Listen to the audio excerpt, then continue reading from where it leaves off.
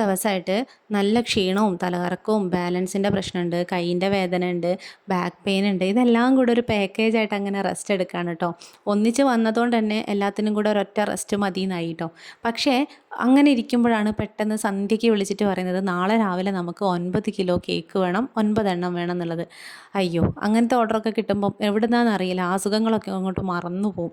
പെട്ടെന്ന് തന്നെ ഓടിപ്പോയി സാധനങ്ങളൊക്കെ വാങ്ങിച്ചു. സ്റ്റോക്ക് ഇല്ലാത്ത സാധനങ്ങളൊക്കെ റീസ്റ്റോക്ക് ചെയ്യാൻ വേണ്ടി പോയി. 2540 രൂപയുടെ സാധനങ്ങളാണ് കേട്ടോ ഞാൻ ഈ ഒരു ഓർഡറിന് വേണ്ടിയിട്ട് എടുത്തത്.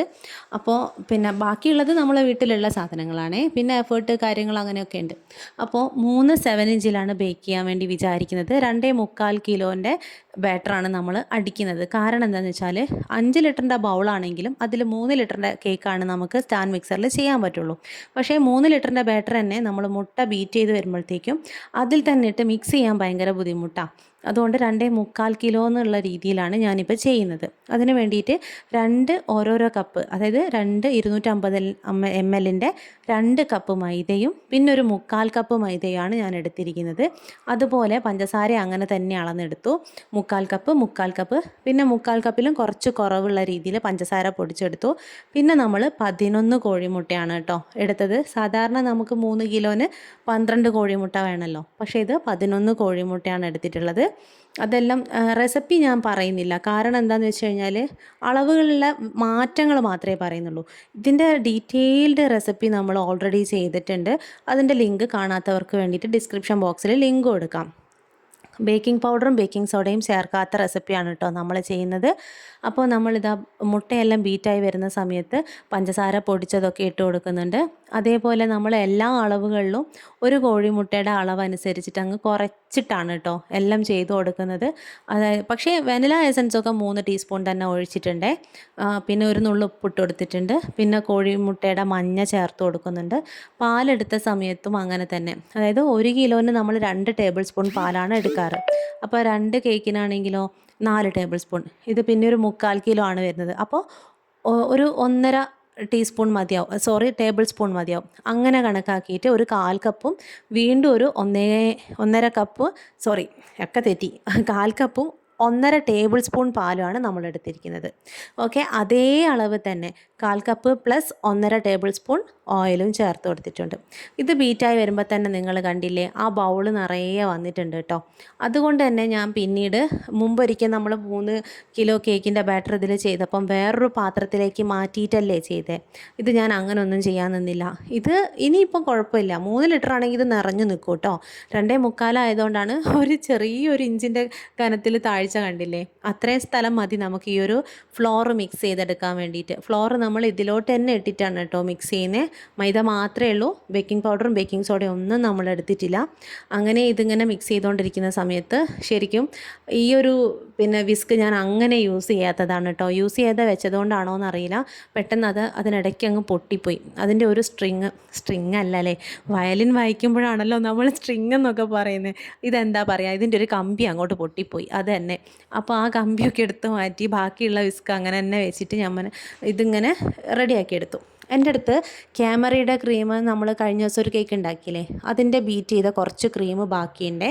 അപ്പോൾ ഇനി ബാക്കിയുള്ള ക്രീം റിച്ച് ഗോൾഡ് തന്നെയാണ് ഞാൻ വാങ്ങിച്ചത്. കാരണം ക്യാമറ ഉപയോഗിക്കാൻ നല്ല അടിപൊളി സാധനമാണ് കേട്ടോ. ഐസിങ് ചെയ്യാനൊക്കെ നല്ല പെർഫെക്റ്റായിട്ട് കിട്ടും. നമ്മൾ സ്പാച്ചുലേൻ്റെ ആ അടയാളങ്ങളൊന്നും അതിൽ വരില്ല കേട്ടോ. പിന്നെ കുറച്ച് നേരം അധികം തന്നെ നമ്മൾ റൂം ടെമ്പറേച്ചറിൽ വെച്ചാലും മെൽറ്റായി പോകുന്നില്ല. നല്ലൊരു സ്മൂത്ത് കൺസിസ്റ്റൻസിയാണ്. പക്ഷേ എന്താ, അതിൻ്റെ ക്വാണ്ടിറ്റി വളരെ കുറവാണ്. നമ്മൾ അതിൻ്റെ 1 ലിറ്റർ ഉപയോഗിച്ച് കഴിഞ്ഞാൽ, അതായത് 1 കിലോ കേക്കിന് നമ്മൾ സാധാരണ ഉപയോഗിക്കുന്ന റിച്ച് ഗോൾഡിൻ്റെ അതേ അളവിൽ എടുത്തു കഴിഞ്ഞാൽ തികയൂല. 2 കേക്കിന് എടുക്കുന്ന ക്രീമിൻ്റെ അളവിൽ നമ്മൾ ക്യാമറ എടുത്താലാണ് എനിക്ക് 1 കിലോ കേക്ക് ചെയ്യാൻ പറ്റുന്നത് കേട്ടോ. ഒരുവിധം എല്ലാവർക്കും അങ്ങനെയാണെന്ന് തോന്നുന്നു. കാരണം ഞാൻ കഴിഞ്ഞ ദിവസം വീഡിയോ ഇട്ടതിന് ശേഷം കുറേ പേര് എനിക്ക് മെസ്സേജ് അയച്ചു അങ്ങനെ തന്നെയാണെന്ന് പറഞ്ഞിട്ട്. നമ്മളുണ്ടല്ലോ, ഫസ്റ്റ് നമ്മൾ കേക്ക് ഉണ്ടാക്കിയ സമയത്ത് നല്ല ഹൈറ്റ് വന്നതുകൊണ്ട് തന്നെ രണ്ടാമത് എന്ത് ചെയ്തു, 4 7 ഇഞ്ചിൻ്റെ ടിന്നിലേക്കാണ് ബാറ്റർ ഒഴിച്ചു കൊടുത്തത്. അതായത് 2.25 കിലോൻ്റെ ബാറ്ററാണ് നമ്മൾ അടിച്ചത്. എന്നിട്ട് 4 ടിന്നിൽ 7 ഇഞ്ചിൻ്റെ 4 ടിന്നിലാണ് ബേക്ക് ചെയ്തത്. കാരണം ഈ ഒരു റെസിപ്പി ആയതുകൊണ്ട് തന്നെ അത്യാവശ്യം നല്ല ഹൈറ്റ് കിട്ടുന്നതുകൊണ്ട് ലെയർ കുറേ കിട്ടുമല്ലോ, അങ്ങനെ ഉദ്ദേശിച്ചിട്ടാണ് അങ്ങനെ ചെയ്തത്. മറ്റേ സാധാരണ ബേക്കിംഗ് പൗഡറും ബേക്കിംഗ് സോഡയും യൂസ് ചെയ്യുന്ന റെസിപ്പിയാണെങ്കിൽ നമുക്കത് സാധിക്കില്ല കേട്ടോ. ഇനി നമ്മൾ സിറപ്പ് ഉണ്ടാക്കാൻ വേണ്ടിയിട്ട് ഒരു പാത്രത്തിലേക്ക് മിൽക്ക് മെയ്ഡ് ഒരു പകുതി മുക്കാലോളം ഞാൻ ഒഴിച്ചു കൊടുത്തിട്ടുണ്ട് കേട്ടോ. എന്നിട്ട് നമ്മൾ ഉപയോഗിച്ച് കഴിഞ്ഞ ക്യാമറയുടെ പാക്ക് ഉണ്ടല്ലോ, അതിൽ കുറച്ച് തിളച്ച വെള്ളം ഒഴിച്ച് കുലുക്കി ഒഴിക്കുന്നുണ്ട് കേട്ടോ. അത് അങ്ങനെയൊക്കെ ഞാൻ ചെയ്യാറുണ്ട്, നിങ്ങളും ചെയ്യാറുണ്ടെന്ന് വിചാരിക്കുന്നു. ഒരുവിധ ഹോം ബേക്കേഴ്സൊക്കെ ഒരുപോലെ തന്നെയാണെന്നാണ് എൻ്റെ ഒരു അഭിപ്രായം. എന്നിട്ട് നമ്മൾ 2 പാക്കറ്റ് പാലാണ് കേട്ടോ ഇതിലേക്ക് ഒഴിച്ചു കൊടുത്തത്. അതാണ് സിറപ്പായിട്ട് യൂസ് ചെയ്യാൻ മാറ്റി വെച്ചത്. ഇനി നമ്മൾ ഓരോന്നായിട്ട് ലെയർ ചെയ്ത് ഓരോരോ കേക്കുകളായിട്ട് ഇങ്ങനെ ഐസിങ് ചെയ്ത് തുടങ്ങുകയാണ് കേട്ടോ. തലേന്ന് രാത്രി ഞാൻ ഒരൊറ്റ കേക്ക് മാത്രമേ ഐസിങ് ചെയ്തുള്ളൂ. കാരണം പിറ്റേന്ന് പുലർച്ചെ ഉണരേണ്ടത് തന്നെ ഒരു വിളക്ക് വെക്കുന്ന കാര്യം പറഞ്ഞല്ലോ, അതുകൊണ്ട് തന്നെ നേരത്തെ എണീക്കണ്ടേ. അതുകൊണ്ട് എനിക്ക് അധികം ഉറക്കൊഴിഞ്ഞാൽ ശരിയാവില്ല, കാരണം അത്രയധികം ടാബ്ലറ്റൊക്കെ കഴിക്കുന്നുണ്ട്. അതുകൊണ്ട് തന്നെ ഈ ഒരൊറ്റ കേക്ക് മാത്രം ചെയ്ത് ഫ്രിഡ്ജിലോട്ട് വെച്ചതിന് ശേഷം സുഖമായിട്ട് കിടന്നുറങ്ങി. പിറ്റേന്ന് പുലർച്ചെ എണീറ്റിട്ടാണ് ബാക്കിയുള്ള പരിപാടികളൊക്കെ മൊത്തം കേക്കും 8 കേക്കും പിറ്റേന്നാണ് ചെയ്തത്. ഞാൻ ഇതിങ്ങനെ ഐസിങ് ചെയ്ത് കഴിഞ്ഞതിന് ശേഷം ഉണ്ടല്ലോ, ക്യാമറയുടെ ക്രീം കുറച്ച് മാത്രം ബാക്കി വന്നു. പക്ഷേ അതിൻ്റെ കൂട്ടത്തിൽ അതേ കണ്ടെയ്നറിൽ റിച്ച് ഗോൾഡ് ഒഴിച്ച് ബീറ്റ് ചെയ്താൽ ശരിയാവുമോ എന്നൊരു ഡൗട്ട് എനിക്ക്. കാരണം രണ്ടും 2 ക്രീമാണല്ലോ. അപ്പോൾ അത് എന്ത് ചെയ്യുമെന്ന് ആലോചിച്ചപ്പോൾ എനിക്കൊരു ഐഡിയ തോന്നി. ആ ഐഡിയ എന്താണെന്ന് ഇപ്പം കാണിച്ചു തരാം കേട്ടോ. പിന്നെ ഐസിങ് ഒന്നും ഞാൻ പറഞ്ഞില്ല കേട്ടോ, അതൊക്കെ നമ്മൾ ഓൾറെഡി ഡീറ്റെയിൽഡ് വീഡിയോ ചെയ്തതല്ലേ. ക്രീം വിപ്പ് ചെയ്യുന്നത്, ഐസിങ് ചെയ്യുന്നത് ഒക്കെ, അതൊക്കെ നിങ്ങൾ വേറെ കണ്ടു നോക്കൂ കാണാത്തവർ. ഇത് നമ്മൾ ക്യാമറയുടെ ക്രീം ഒരു സ്റ്റീലിൻ്റെ മൂടിയിൽ ഇങ്ങനെ ഓരോരോ ഭാഗങ്ങളായിട്ട് മാറ്റി വെച്ചു. എന്നിട്ട് നല്ല വർണ്ണശബളമായ കളറുകളൊക്കെ എടുത്ത് വെച്ചിട്ട് നമ്മൾ മഴവില്ലുണ്ടാക്കുകയാണ്. ഓർഡർ കിട്ടിയപ്പോൾ അവർ പറഞ്ഞത് മഴവില്ല്, അതായത് ഇവർക്ക് സ്കൂളിലേക്ക് വേണ്ടിയിട്ടാണ് കേട്ടോ ഈ കേക്ക്. റെയിൻബോ ഡേ ആചരിക്കാൻ വേണ്ടിയിട്ടാണ്, അങ്ങനെ എന്തോ സംഭവമാണ്.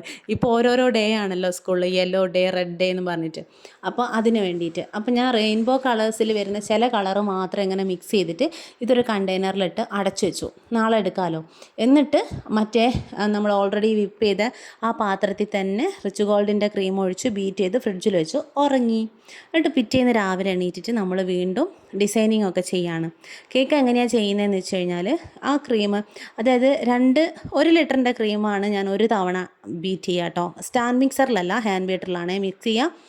എന്നിട്ട് അത് തീരുന്നവരെ ഐസിങ് ചെയ്യും. അതൊരു 2, 3, 4 കേക്ക് ചെയ്ത് ഐസിങ് ചെയ്ത് കഴിഞ്ഞാൽ ഫ്രിഡ്ജിൽ വെച്ചിട്ട് വീണ്ടും ക്രീം ബീറ്റ് ചെയ്യും. എന്നിട്ട് ആ ക്രീം ഫ്രിഡ്ജിലിരിക്കും. ആ സമയത്ത് കുറച്ച് നേരം സമയം കിട്ടാൻ വേണ്ടിയിട്ട്, ബീറ്റ് ചെയ്ത് കഴിഞ്ഞ് ഫ്രിഡ്ജിൽ കുറച്ച് നേരം ക്രീം ഇരിക്കാൻ വേണ്ടിയിട്ട് ആദ്യം ഐസിങ് ചെയ്ത കേക്കില്ലേ, അതിനെയൊക്കെ എടുത്തിട്ട് ഈ ഡിസൈനും കാര്യങ്ങളൊക്കെ ചെയ്യും. റെയിൻബോൻ്റെ കുറച്ച് പ്രിൻറ്റ്, ഇതുപോലത്തെ 9 പ്രിൻറ്റ് നമ്മൾ എടുത്ത് വെച്ചിട്ടുണ്ടായിരുന്നു കേട്ടോ. ഒരു A4 ഷീറ്റിൽ അങ്ങനെ 40 രൂപയ്ക്ക് എടുത്ത് വെച്ചിട്ടുണ്ടായിരുന്നു. അപ്പോൾ അത് മാത്രം വെച്ചപ്പോൾ എനിക്ക് എന്തോ ഒരു മിസ്സിങ് തോന്നിയപ്പം ഞാൻ ഇതുപോലൊരു അരഞ്ഞാണം കൂടെ കെട്ടി കൊടുത്തിട്ടുണ്ട്. അപ്പോൾ അതും കൂടി ആയപ്പോൾ കുഴപ്പമില്ല എന്നൊക്കെ തോന്നി. പക്ഷേ ഇതിൻ്റെ ഒരു കളർ കോമ്പിനേഷൻ എനിക്ക് അങ്ങോട്ട് തൃപ്തിയായില്ല. അപ്പോൾ അടുത്ത കേക്കിലുള്ള കളർ കോമ്പിനേഷനൊക്കെ ഒന്ന് മാറ്റി പിടിച്ചിട്ടുണ്ട്. ഒരു റെയിൻബോ ടച്ച് കിട്ടുന്ന രീതിയിൽ തന്നെ ആയി എന്നാണ് ഞാൻ വിചാരിക്കുന്നത്. സിമ്പിളായിട്ട് ഇതിപ്പോൾ ഒരു കേക്ക് നമ്മൾ 600 രൂപയ്ക്കാണ് കേട്ടോ കൊടുക്കുന്നത്. നിങ്ങൾക്കൊക്കെ എങ്ങനെയാണ് റേറ്റ് കാര്യങ്ങൾ എന്നൊക്കെ പറയും. അങ്ങനെ 9:30 ആകുമ്പോഴത്തേക്കും മൊത്തം കേക്കും ചെയ്ത് അങ്ങനെ നിൽക്കുകയാണ്. പിന്നെ ഫോട്ടോഷൂട്ടാണല്ലോ. ഇനി നമുക്കിതെല്ലാം ഒന്ന് പാക്ക് ചെയ്യണം, ബോക്സിലാക്കണം. അവർ 10 മണിയാകുമ്പോഴത്തേക്ക് എത്തുന്ന കേട്ടോ പറഞ്ഞത്. 9:30 എന്നാണ് ആദ്യം പറഞ്ഞത്. അതെനിക്കറിയാം, അവർ നമുക്ക് കുറച്ചൊന്ന് മുൻകൂട്ടി പറഞ്ഞതാണ് എന്ന്, കുഴപ്പമില്ല. എന്നിട്ട് നമ്മൾ അത് ഒരു 9:45 വരുമെന്ന് പറഞ്ഞ്, പക്ഷെ അപ്പോഴും അവരെത്തിയില്ല. 10:10 ആയപ്പോഴാണ് കേട്ടോ അവർ വന്നത്.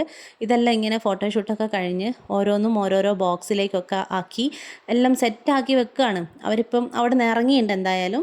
അങ്ങനെ അപ്പോൾ ഞാനിത് ബോക്സിലാക്കുന്ന സമയത്ത് എനിക്ക് വലിയൊരു ഹെൽപ്പർ ഉണ്ട് കേട്ടോ എൻ്റെ കൂടെ. എൻ്റെ കുഞ്ഞുവാവ ശാന്തമോള് എൻ്റെ കൂടെ ഓടി നടന്നിട്ട് സ്റ്റിക്കർ എടുത്ത് തരുന്നുണ്ട്, പിന്നെ കത്തി എടുത്ത് തരുന്നുണ്ട്. ഏതെങ്കിലും ബോക്സിലൊക്കെ കത്തി മറന്നു പോയാൽ ഓർമ്മിപ്പിക്കും, അമ്മ അത് ഒട്ടിച്ചില്ല, അമ്മ അത് ഒട്ടിക്കമ്മ എന്ന് പറഞ്ഞിട്ട് പിന്നാലെ ഇങ്ങനെ വരും കേട്ടോ.